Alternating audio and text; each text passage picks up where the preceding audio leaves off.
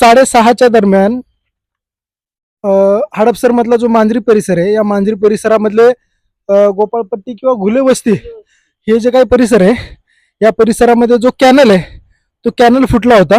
आणि ते कॅनल फुटल्यामुळे घुले वस्ती आणि आजूबाजूचा जो सगळा परिसर आहे गोपाळपट्टीचा, त्या संपूर्ण परिसरामध्ये कॅनलचं पूर्णपणे पाणी पसरलं आणि तिथल्या अनेक नागरिकांना म्हणजे त्यांचे पूर्ण घर उद्ध्वस्त झाले. परंतु जर तुम्ही बघितलं तर एक वयस्कर जोडपं याच भागामध्ये राहत होतं. ते वयस्कर जोडपं या बिल्डिंगचे, ही जी बिल्डिंग तुम्हाला दिसतीये, या बिल्डिंगच्या त्या बाजूला गोपाळपट्टीचा रस्ता आहे आणि या बिल्डिंगच्या मागे एक छोटीशी पडीक जागा आहे. त्या पडीक जागेमध्ये हे कुटुंब, हे वयस्कर जोडपं राहते.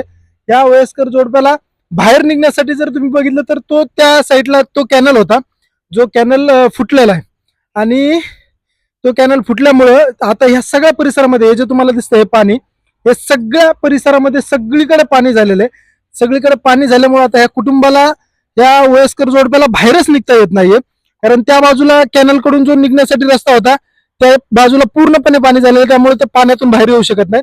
या बाजूला हे घर असं बांधल्यामुळे या बाजूला देखील त्यांना येता येत नाही आणि इथून उडी मारून ते बाहेर येऊ शकत नाही. आजी, किती वेळ झाला तुम्ही या अहो मी इकडून आली, एवढं पाण्यातून आली, सगळं भिजली होती, मी पाण्यातून आली इकडे. तसं म्हातारा घरात आहे म्हणून मी तिथून इथं आली. किती वेळ झाला अडकलेलं तुम्ही? अडकली हे काय इथं पडली होती मध्ये येऊन, पडली आणि परत तसंच आली. मग आता जेवण वगैरे काय केलंय? कसं हा केलं, जेवण केलं पण बाहेर निघता येत नाहीये. किती वर्षापासून तुम्ही इथं राहताय? आम्ही मस्त 25-30 वर्ष झालं भाडं भरलं आणि आता हे मालकाने असं केलं, अच्छा बंद करून ठेवलं आम्हाला.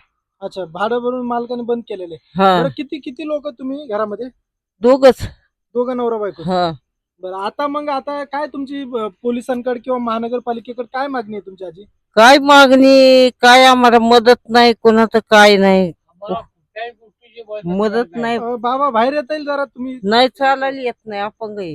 बरं, जर बॅटरीत जर दिसलं तुम्हाला तर दिसणार नाही, परंतु जर बघण्याचा आपण प्रयत्न करणारच आहेत की बाबा देखील या या हा दिसतात बाबा. गुतल्या तिथं मी तिकडे बाबा गेलेली, आहेत आली पाण्यातून आली बाबा जर इकडे. दिसले तर आजी हे मोबाईल धरा. बाबा एक मिनिट, हे मोबाईल द्या. बाबा जर दिसतात तुम्हाला, हे बघा, बाबा या झोपड्यामध्ये राहतात आणि बाबाला चालता येत नाहीये. नाही आणि चालायला येत. खऱ्या अर्थानं त्यांच्यासाठी जर मी संसार एवढं कसा पाणी करायचा हे जर तुम्हाला चांगलं उदाहरण बघायचं असेल तर या बाबाला चालता येत नाही. आणि ह्या त्यांच्या पत्नी दाई, आजी किती वर्षापासून बाबाला तुम्ही या हे पद्धतीने आता 5-6 वर्ष होऊन गेलं, आता ह्यांचं पाय गेलेलं आता.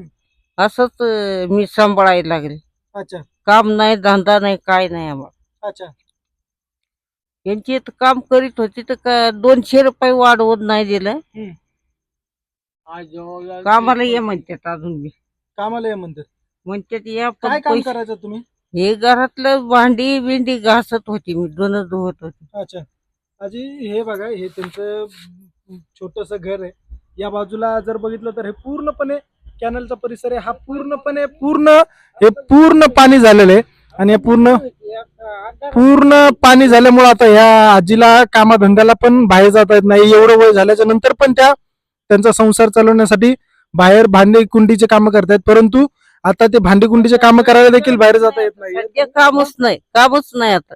अच्छा, हे आता 2 वर्ष होत आलं, आता काम बी सोडून दिलं, यांचंच करीत होती. आता मग तुम्ही तुमचा मेडिकलचा खर्च वगैरे कसा करता? हे असंच भंगार येचून कुठं कुणी काय असं बोलू सारखं मदत करते, कोण काय देतय, कोण काय असं नसल्यावर. अच्छा, हा, हे असंच चाललंय.